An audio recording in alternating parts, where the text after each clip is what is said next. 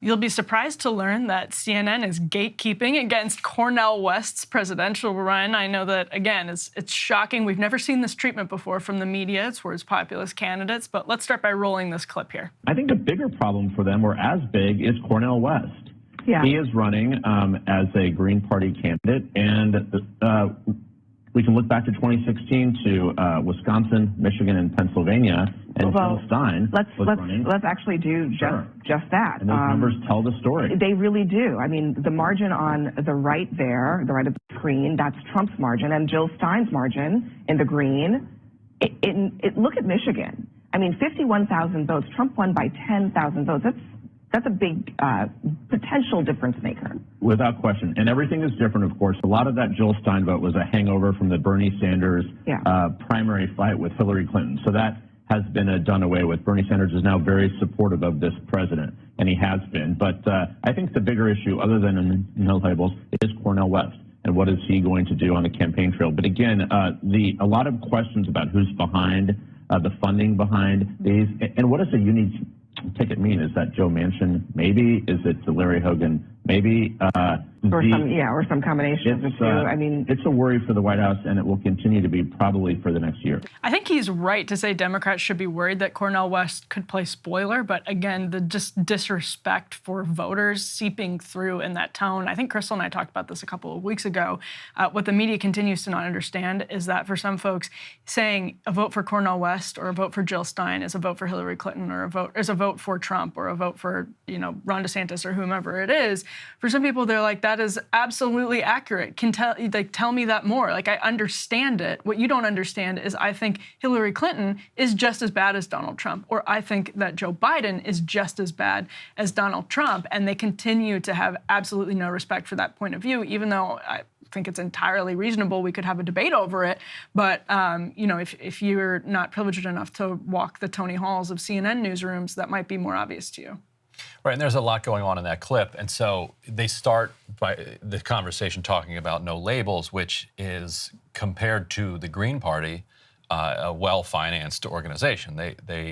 This is a dark money group, basically, that claims to have raised some $70 million in order to get on the ballot in all 50 states and recruit a Joe Manchin type. And Joe Manchin has not ruled out whether or not he will accept this invitation to run. Sort of a Ross Perot type thing. Right, except it would be financed by private equity goons and hedge funders from around the country, rather than kind of self-financed by Ross Perot, which I feel like the American population is much cooler with somebody like a Ross Perot, kind of self-financing, because then he's not bought by anybody. But if your campaign is literally financed by dark money groups, mostly funded by a variety of different moguls, but primarily from the kind of private equity and hedge fund world. Yes. Sorry.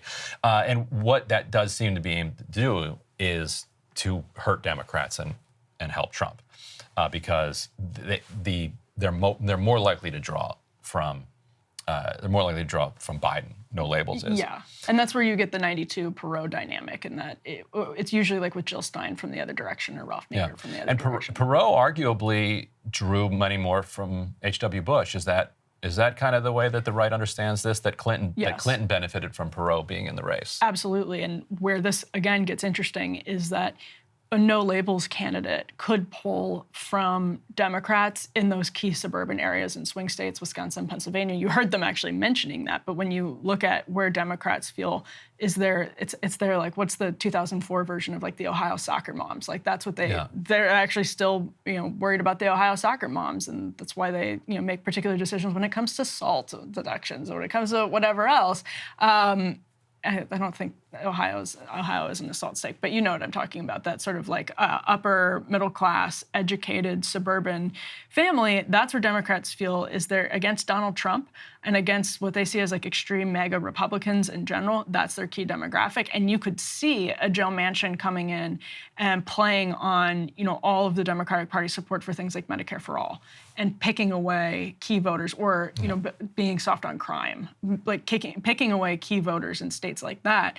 it could genuinely be a problem for them, especially if you have Cornel West also in the game picking off leftists in the same way Jill Stein did, like real leftists in the same way Jill Stein did. The math wouldn't be great for Democrats in that situation, but that should mean that they put forward better candidates that don't force these third-party bids because nobody trusts the DNC. Right. And so then it comes to Cornel West, who initially launched with the Movement for a People's Party, was kind of driven away by all the drama around that, and probably also the fact that they don't really have ballot access anywhere, or maybe they have it somewhere, but they don't have it all across the country. So now he's running. He could still lose the Green Party nomination. Green Party's hilarious. You never know. Yes. He's got to fight for that. But let's assume that he wins the Green Party nomination and is on the ballot in key swing states. Then it comes down to the question of, do you vote for the person whose values you support, or do you vote pragmatically between the two people who are most likely to win? And then there's a third argument that our friend over at Rising, Brianna Joy Gray, makes, which is that there's actually a pragmatic way to vote third party, which is that if you threaten to withhold your votes from the Democratic Party, that then they're going to do things to kind of win your vote over. Absolutely. The problem for that happened with Jill Stein, by the way. Well, the problem for me with that argument, and I want to hear what you mean by that, is that has to be a collective organizational decision, because you have to have somebody who can negotiate these terms. Otherwise, like who are the we that you're negotiating on behalf of and talking to? Who can go to Biden and say, look, if you ignore the Supreme Court and do complete student debt cancellation, we will vote for you? Who's the we? Yeah. And who's the you? Like, who gets to sit down in that room? Because if he announced that he was going to do that now, you would have an enormous number of Cornel West supporters who'd say, BS, I don't believe it. He's a fraud. And I know this because in 2000 I was a Nader supporter, and there was absolutely nothing Al Gore could have told me that would have changed my mind on that. Everything he said was just a complete lie. If you go back and watch his 2000 convention speech, it was just an anti-corporate screed. Yeah. Which, great, good for him. But like, I watched that and I was like, this is cynical nonsense coming from. You're lying to me. None of this means a word to me. Yeah. Like, this is all lies. And so I think so many people are in that place that there's nothing Biden can say that's going to change their mind. Absolutely. There's things that Biden perhaps could have done, but he didn't. Now they don't have the House, so there's nothing they can do between then and now. So what did you mean by Jill Stein, though? Oh, well, I meant basically that because so many Bernie Sanders supporters ended up voting for Jill Stein or even staying home, but like since for the purposes of this conversation voted for Jill Stein, Democrats, the field was completely different. There's like this great McClatchy analysis of Hillary Clinton's platform in 2016 versus Joe Biden's in 2020, and Biden's was arguably the most moderate of all of the major candidates that ran for the Democratic nomination that year. They said it was really far to the left, even compared to Hillary Clinton's in 2016. That's McClatchy. And I agree. I think it's obvious that he ran way further to the left. And again, all of these candidates, like so-called moderates, Kamala Harris embracing Medicare for all, et cetera, et cetera. Whether or not people think those are sincere concessions, they're absolutely concessions, because Bernie Sanders, and then downstream of Bernie Sanders, Jill Stein, the fact that so many Bernie Sanders supporters were so upset by Hillary Clinton that they then went to vote for Jill Stein, I think that was a huge wake-up call for the Democratic Party. And again, people may look at the way Biden has governed and say it was all insincere, and that's where they would argue Brianna's argument falls apart. Like, maybe you'll get superficial concessions, but I don't think from the perspective of the left that having all of those candidates come out for free community college, Medicare for all, et cetera, I actually think that puts them in a really difficult position when Democrats do have governing power to make good on those promises. And it might not be the next presidential administration, but down the road, that Overton window has shifted for good. But I think the phenomenon you're describing of the Democratic Party moving to the left since 2016 actually makes the opposite case, which is that working in primaries is effective. Like primaries over generals. Right. To me, that it was the Bernie Sanders campaign. It was that, and then the second Bernie Sanders campaign that is what convinced people like Kamala Harris. I don't think Kamala gave a rip about Jill Stein when she decided to endorse Medicare for All. I think Kamala was trying to win the Democratic primary voters who attached the idea of Medicare for All to the idea that you're a progressive champion. I guess so. That's why, like you said, basically all of them except Biden were pro Medicare for All, and I don't think that was Jill Stein. I think that was Bernie Sanders. I guess the way I think of it, and you would know this better than I do, I just think of it as like the Jill Stein losing Ohio, Pennsylvania, Wisconsin in ways that actually really could be tied back to people voting for Jill Stein, who, by the way, may not have voted for Hillary Clinton either way. But if they say all of those Jill Stein voters, they go for Hillary Clinton, blah, blah, blah.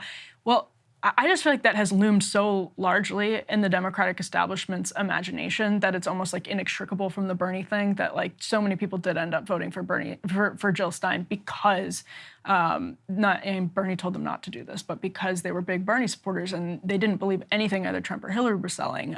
That just like looms so largely in the DNC imagination that it's part of what freaked them out and part of what freaked candidates out. But I definitely see what you're saying there. And I think in the end, though, it was actually a really tiny number. And if you can go back and look at those CNN numbers, and you also had a storm that doesn't exist today, and that storm being Hillary Clinton being massively disliked by so many Democratic primary voters, and Democratic voters held their nose to vote for her in the general, and then small numbers, 10, 30, and 50,000 in Pennsylvania, Wisconsin, Michigan-ish,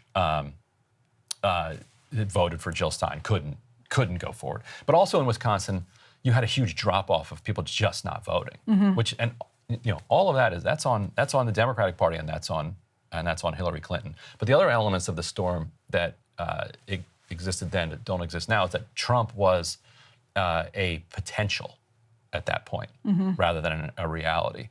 Like and people didn't think that he was actually going to win. Yeah, that's true. Like polls had him down massively. Right. Polls, polling units across the board giving him mine over at the Huffington Post gave him like a 95% chance of losing the election. Right. And so people, I think, weren't taking him as seriously. So, and I bet a bunch of those voters in Pennsylvania, Wisconsin, and Michigan who voted for Stein afterwards were like, oops.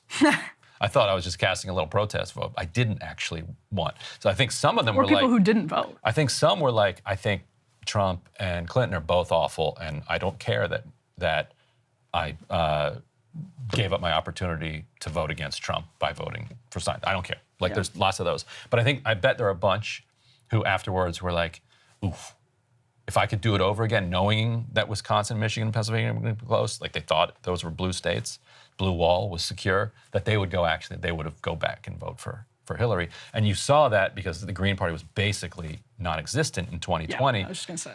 And so will having somebody as charismatic and impressive and popular as Cornel West kind of change that calculation? Maybe, but I think most people who are going to support West at this point were not going to vote for Biden anyway. They were just going to not vote. So yeah, although I think that's going to really depend. I mean, but most is a lot. But if it moves 10,000 votes and the election's decided by 10,000 or 1,000 or whatever, so yeah, you're right. Like even if 90% of West voters wouldn't have voted, right, but the other 10% would have voted for Biden or whoever the nominee ends up being if he doesn't make it. Then that could swing a close election. And if West hits the road hard on Biden's sort of fumbling student loan debt plan going in one direction or the other and kicking it to Supreme Court in a way that was predictably going to put people in that crunch, if he hits the road hard on other like populist priorities that Biden hasn't been great on, that young people in particular are interested in, I could see some interesting numbers, but again, it all does depend. All right, and for people who are new to politics and aren't following this, like why does Europe get to do this but we don't? Europe and other countries have these parliamentary systems where everybody votes for who they like. If you're a Green, you're a Liberal Democrat, you're a Communist, you're a Democratic Socialist, you're a Christian Democrat, Nationalist, whatever, and then they all get to the Parliament and they form coalitions, and then whatever coalition can get a majority, then they they elect a prime minister. It's like how AOC said in Europe, I wouldn't be in the same party as Nancy Pelosi. Right, yeah, and they wouldn't be. There'd be 3 different, but then they all get behind the same prime minister. So it's like, careful what you wish for. It's not like you're necessarily going to get that much more of a pure system. But over here, it's called first past the post. And so Bill Clinton had 43%.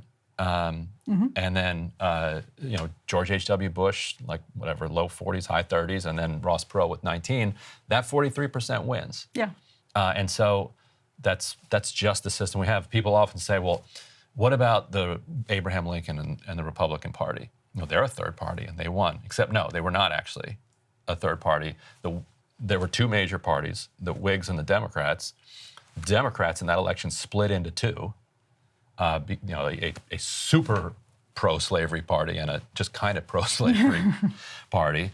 And the Whigs disappeared, evaporated. Yeah. Lincoln was a partisan Whig his entire career and clung to the Whig Party as a partisan until the very bitter end, until it was completely obvious that it collapsed.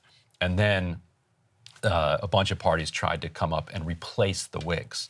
And the Republican Party is the one that managed to do that. You also had a 4th party, a Constitution Party, which was your classic, like, moderate senators who were just saying, let's not talk about slavery. Let's just, can we all please just not? And I think they won Tennessee or something maybe around people can look that up. That was the 4th party. But then, you had all these other ones that were trying to compete, but the Republicans were a major party immediately, basically. This concludes today's edition of Ryan Grimm rambling about American history. Anyway. It was interesting. I always learn, Ryan. There you go. I always learn. Someone's going to clip that and juxtapose it with another clip, and I know what you're going to do. Don't do it. Which one? You know which one. Oh, that one. I really didn't know. That was Soviet history, though. Yeah, but it also, we don't need to get into that. That's the last thing we need to do right now. Although that clip was cut unfairly, and I saw it in a YouTube video recently once again. Again? It fed it to you or something? Yes.